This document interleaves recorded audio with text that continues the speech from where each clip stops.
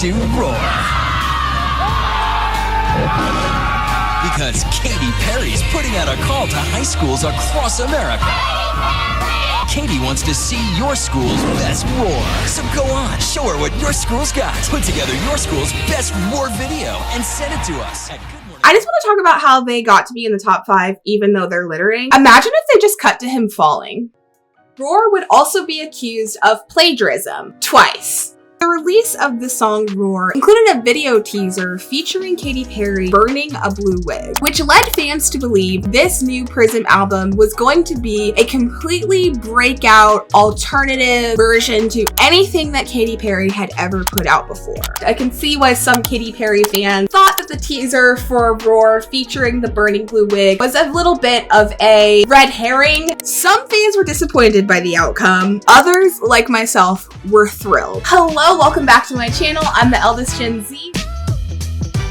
A big part of the reason that Katy Perry's song Roar really blew up with my demographic of people in a chokehold is because they had an entire contest that featured multiple high schools across the country. The contest was officially titled Good Morning America's Roar with Katy Perry Contest. And the contest implored high school students from across the country, only the 48 contiguous states. School participants were encouraged to submit a video up to 2 minutes long, and it had to incorporate the song Roar by Katy Perry, obviously. And contest entrants could only lip sync to the song or sing along to the music. They were instructed to also include a brief essay of up to 100 words describing what their video was about, who it was from, etc. Good Morning America and the ABC channel were official sponsors of the contest. What I could find, Katy Perry was the only judge, apparently, purportedly, and the winner of the contest would receive a live Katy Perry concert at their school. The official judging criteria included creativity, on-air appeal, wow factor, originality, and feasibility of a live performance at the entrance school. Contest had a very quick turnaround. So the contest was announced on Good Morning America and social media the first week of September in 2013, and Katy Perry would be performing the live concert at the winning school by the end of October. So it was like, you heard about it, get on it, because you don't even have the full semester. Like, you want it or you don't. Teachers deserve more. Education in general deserves more funding. It's also possible that the schools found out about the contest prior to the first week of September. Let me know in the comments if your school participated in this contest and whether they found out about it when it was announced on TV. And my high school may or may not have competed in this 2013 Roar by Katy Perry competition. Did my high school win? No. Should they have? No. Worse than a flop is Mr. Schuster. The contest's 5 finalists included Cooper High School in Abilene, Texas, Pickerington High School Central in Pickerington, Ohio, Verrado High School in Buckeye, Arizona, Spanish Springs High School in Sparks, Nevada, and Lakewood High School in Lakewood, Colorado. During this time, Roar would also be accused of plagiarism twice. So the first instance of plagiarism in regards to the song's lyric video. Music producer Dylan Francis accused Katy Perry's lyric video of copying the concept of instant messaging that would appear in his music video. His tweet said, quote, "Now at Katy Perry steals my messages music video idea. What the Legitimately, this is so dope that at Katy Perry's director thought my video was good enough to rip off." And he followed up by saying, "I'm not mad. That last tweet was not sarcastic. Do with that what you will." And while Dylan's video features a still image of emojis replacing words, Katy Perry's lyric video is in motion and is an entire video. Francis's video is really just a still image occurring for multiple seconds. So I personally feel like in the world of fair use, Katy Perry's team was merely building on the idea of using text messages on screen. Let me know your thoughts in the comments. And the second instance of plagiarism, comparing Roar to Sarah Bareilles' song Brave.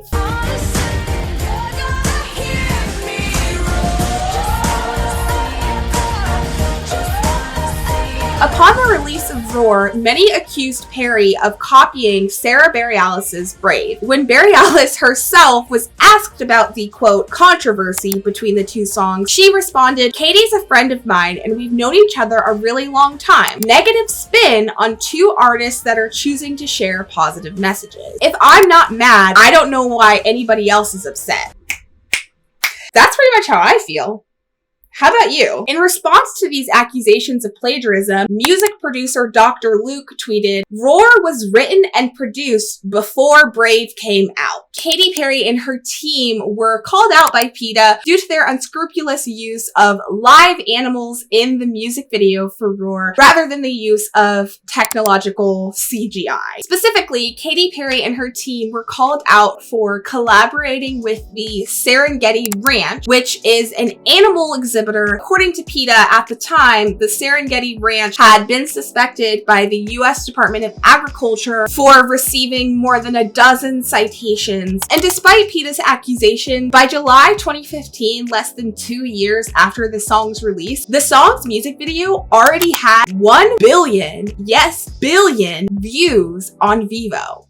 And in my opinion, I feel I must acknowledge the amount of suggested nudity in this music video, and yet it was still marketed toward teens across the country. So let me know your thoughts on that. Do you think it's just something that was easily overlooked? Do you think anyone really noticed it in 2013? I don't really feel like I did personally, but now looking back on it, So already in the year prior to the release of Roar, Katy Perry had 3 singles on Billboard Hot 100's top singles list. She claimed spots 41, 31, and 15 in 2012. And in 2013, Roar claimed spot number 10 on Billboard's year-end top 100 singles of 2013. And then the sprinkles on top, in 2014, Roar claimed spot number 46 alongside 2 other songs from Katy Perry. And all of this helped Katy Perry claim her spot as the top 100 artist of 2014.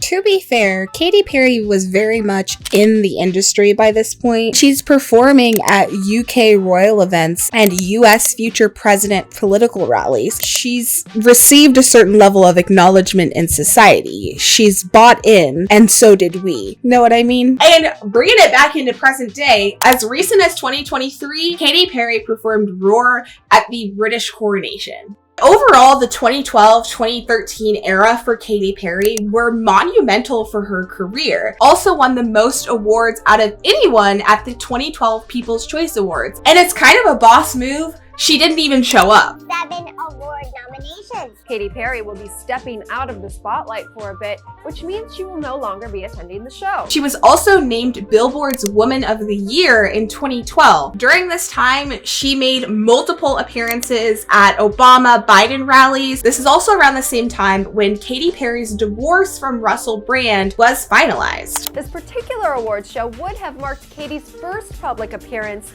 since the late 2011 announcement of her divorce with husband Russell Brand. Even as this was going on in her personal life, her professional life was skyrocketing. 2013-2014 ushered in the Prismatic World Tour, where Katy Perry made several dozen stops on the 6-leg tour, traveling from the UK to North America, Oceania, Europe, Asia, and Latin America. One writer has argued that the song Roar even stands as a threat to narcissism. Katy Perry herself said that she wrote the song after undergoing therapy, saying she was sick of keeping all these feelings inside and not speaking up for herself, which I personally think explains the lyric, "Cause I'm a champion and you're gonna hear me roar. You held me down, but I got up." Now, are those groundbreaking lyrics? No! Even though the song could arguably be seen as very bubblegum poppy, for those of us who were in high school at this time, this pop anthem, I like to believe, subconsciously helped influence and inspire who we are now, even years later. Is that corny? Maybe. Is it a reality? I think so.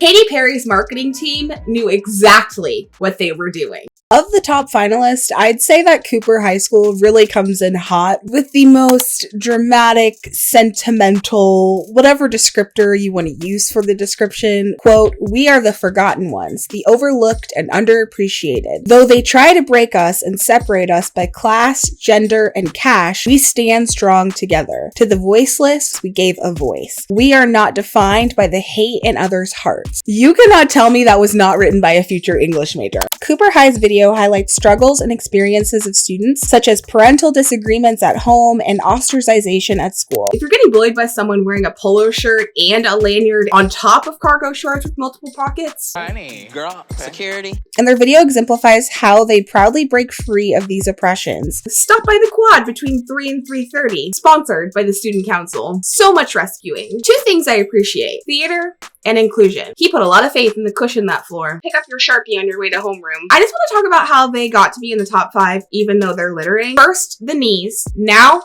the everything. They ended on a foot shot. That's a choice. We were watching a lot of Nickelodeon during this time. At least some of us were.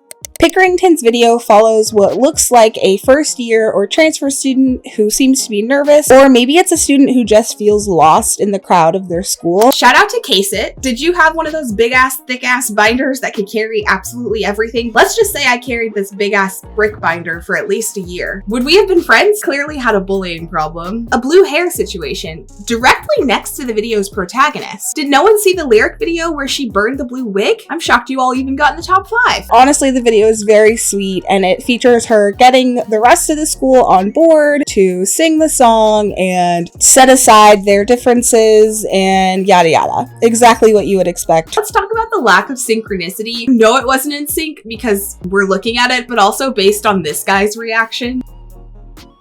And I genuinely loved this fancy roar graphic at the end. Verrado High School in Buckeye, Arizona. The protagonist in Verrado's video was a student named Megan who has Down syndrome, and the video retells Megan's experience with trying out for the high school cheerleading team. Big Time Rush, iconic, very emblematic of the times. Let me know in the comments which BTR song was your favorite, and did you watch the show? She pretty much looks like me after my middle school cheer tryout, and then me again 3 weeks later after the dance team tryout. Stupid girl. She nailed that. That mean-ass smize. Very high school. Pep rally. Ooh, she made the team. Yay! While the Verrado High School Vipers did not win the Roar with Katy Perry contest, the protagonist of the video, Megan Squire, did actually go on to meet Katy Perry in person. Katy Perry invited Megan and her family to attend the 2013 American Music Awards as Katy Perry's guests of honor. That's pretty cool. The moral of the story here: anything is possible as long as you're a cheerleader. I get good grades. I go to church. I'm a cheerleader. Spanish Springs video, say that 5 times fast. Spanish Springs, Spanish Springs, Spanish Springs, Spanish, can't do it. Spanish Springs video features elements of the other videos. A football player, cheerleader dynamic, heavy bullying, school spirit. Are there no other athlete-to-athlete love connections in the 2010s? Do you think she practiced that move in the mirror the night before? The Spanish Springs video creators seem to really understand the idea of Roar as a feminist empowerment song, in my opinion, more than any of the other top 5 finalists. Maybe that's just my perception. Lakewood High School in Lakewood, Colorado. Lakewood High School's video was filmed in just 1 take, and their video features a view of a couple thousand students lining the halls and outside of their school, repping their teams and student organizations. And the headline reads, "Eyes by glitter so the school can win a contest." Honestly, orange and black is a superior school color combination. It's giving Halloween, and I'm not mad about that. So there are kids literally bungeeing inside the school, and it seems like a very new school. Like, their district has got some money. I really like this paper mache animatronic tiger. Ooh, cool cheer idea. If only they had nailed it. Scary Tiger Man? Wonder where he is now. And the high energy video culminates in a sea of students in orange and black roaring on the football field. So because of their video quality, Lakewood High School actually did win the Katy Perry Roar contest. And as promised, Katy Perry would perform at Lakewood High School on the date of her 29th birthday. Honestly, the fact that I was a sophomore or a junior in high school when this was filmed, and now I'm almost the same age as Katy Perry was at that time, it's doing something. Cue the existential crisis. Yeah. In return, the school presented Katy Perry with a special varsity letter jacket and a birthday cake. And Lakewood High School ended up challenging other high schools across the country to participate in a collective, collaborative challenge fundraiser. We love to challenge. Ice Bucket, where you at? So let me know your thoughts in the comments below. What anthem turned department store song lives rent-free in your head, and should we cover it on this channel? And I hope to hit 1,000 subscribers this year. So thanks for helping me make that happen, and I'll see you next time. Bye!